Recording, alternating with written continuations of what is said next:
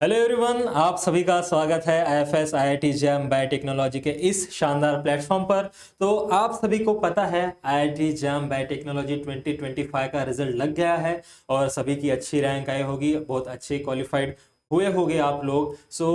सभी के मन में चल रहा होगा कि कौन सा कॉलेज मिलेगा, राइट? एग्जैक्टली। तो सभी के मन में एक कुतूहल होगा कि कौन सी कॉलेज मिलेगी, कौन सा कॉलेज नहीं मिलेगा, मेरे ड्रीम कॉलेज में मैं एडमिशन लूंगा या नहीं। तो आप सभी ने जिस मोटिव के लिए ये एग्ज़ाम दिया है, तो उसकी थोड़ी बात कर लेते हैं ना, उसकी थोड़ी चर्चा कर लेते हैं कि कौन सा ऐसा मिनिमम रैंक होगा जिस पर आपको आईआईटी मिलेगा।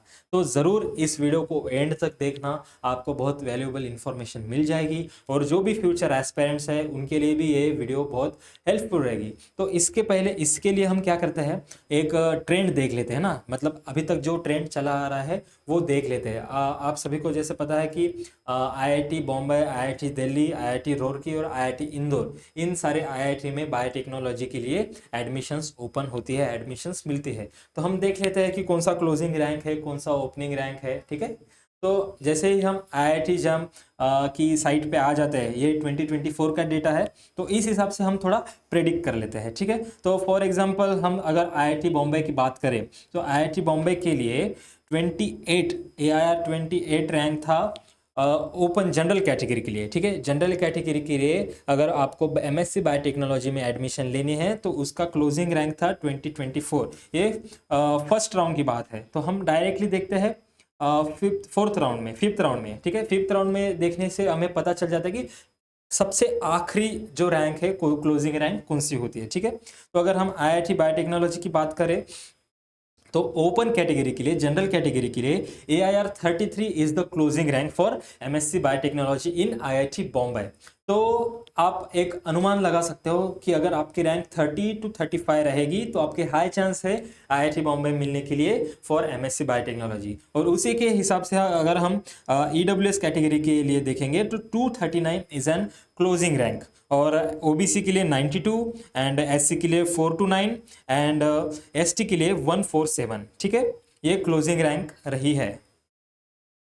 तो इससे अगर आप और एक बार हम इस डाटा को देखें तो ईडब्ल्यूएस के लिए 239 रहा है, तो मतलब 230 से 240 तक आपका रैंक रहा है, तो आपको हाई चांस है आपको आईआईटी बॉम्बे मिल जाएगा अगर आप ईडब्ल्यूएस कैंडिडेट हो।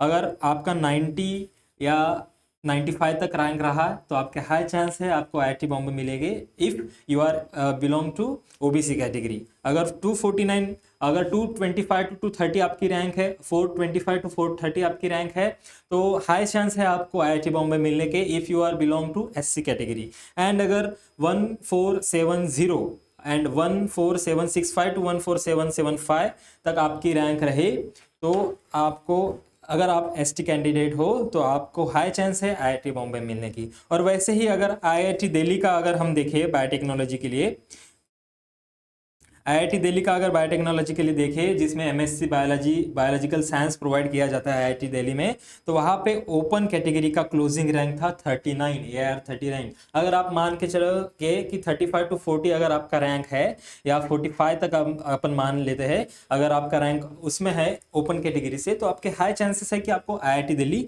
मिल जाएगा। फिर उसके बाद ईडब्ल्यूएस की बात करते हैं तो इसका क्लोजिंग रैंक 66 है। तो एक अनुमान लगा के हम चलते हैं कि 60 टू 70 जो इसके बीच में है रहेंगे, 60 टू 70 के रैंक में रहेंगे ईडब्ल्यूएस कैंडिडेट, उनको आईआईटी दिल्ली मिलने की चांस है। और ओबीसी की बात अगर कर ले तो उसमें 62 क्लोजिंग रैंक था 2024 के डेटे के हिसाब से।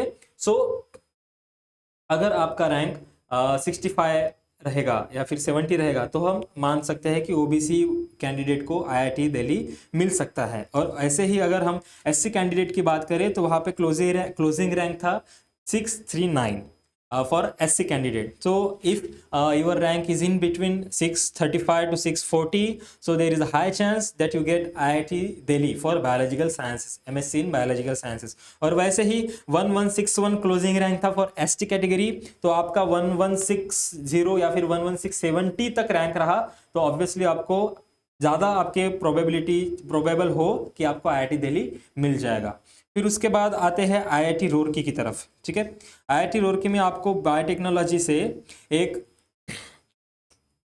Bio science and bio engineering करके मास्टर्स डिग्री प्रोवाइड करी जाती है। तो इसमें क्लोजिंग रैंक था 81 for open category, for general category. तो आप मान के चलिए आपका अगर 80 टू 90 रैंक है या फिर 75 टू 85 आपका रैंक है, एआर रैंक है, तो आपको चांस है कि आईआईटी रुड़की आपको मिल सकता है। फिर उसके बाद अगर ईडब्ल्यूएस की बात करें तो ईडब्ल्यूएस में 281 रैंक था closing rank for IIT Roorkee. तो आप मान के चलो कि 275 टू 285 है ना, हम इतना एक मार्जिन रखते हैं। 275 टू 285 अगर आपकी रैंक होगी तो there is a high chance that you will get IIT Roorkee.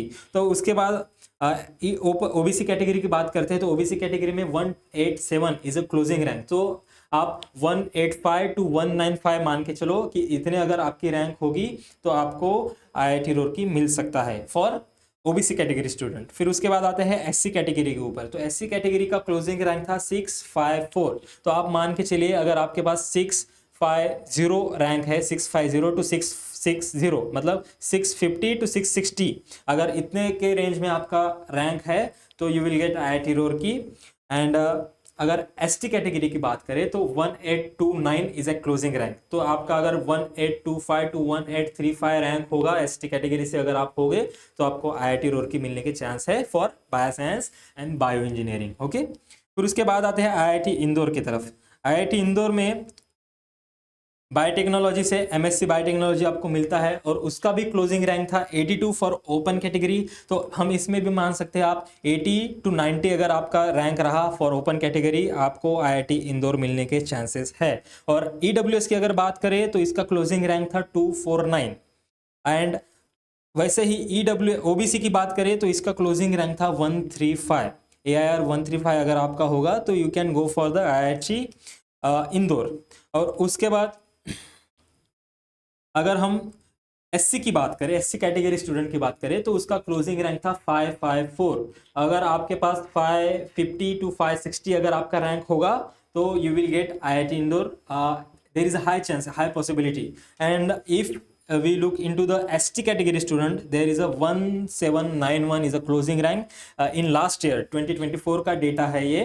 और उस हिसाब से 179 मतलब अब 1785 टू 1795 तक आपका AIR है तो आपको आईआईटी इंदौर मिलने के चांसेस है फॉर एमएससी बायोटेक्नोलॉजी। ये होगा आईआईटी इंदौर के लिए एमएससी बायोटेक्नोलॉजी। फिर उसके बाद आईआईटी रुड़की में आपको मिलता है bio science and bio processing, bio engineering. फिर उसके बाद आईआईटी दिल्ली में आपको मिलता है एमएससी इन बायोलॉजिकल साइंसेस और आईआईटी बॉम्बे में आपको मिलता है एमएससी इन बायोटेक्नोलॉजी। और आईआईटी बॉम्बे में और एक आपको कोर्स मिलता है ड्यूअल डिग्री के लिए एमएससी पीएचडी इंटीग्रेटेड करने के लिए एनवायरमेंटल साइंस एंड इंजीनियरिंग से। तो उसका ओपन का क्लोजिंग रैंक था 89 एंड ओबीसी का क्लोजिंग रैंक था 178 एंड एससी का क्लोजिंग रैंक था 1660। तो इसमें आप 85 टू 95 तक का मार्जिन ले सकते हो और इसमें आप 175 टू 185 रेंज में आप आओगे तो आपको एमएससी पीएचडी करने का चांस मिल सकता है। और अगर आप 160 टू 165 के रेंज में आते हो तो आपको हाई चांस है कि आपको एमएससी पीएचडी के लिए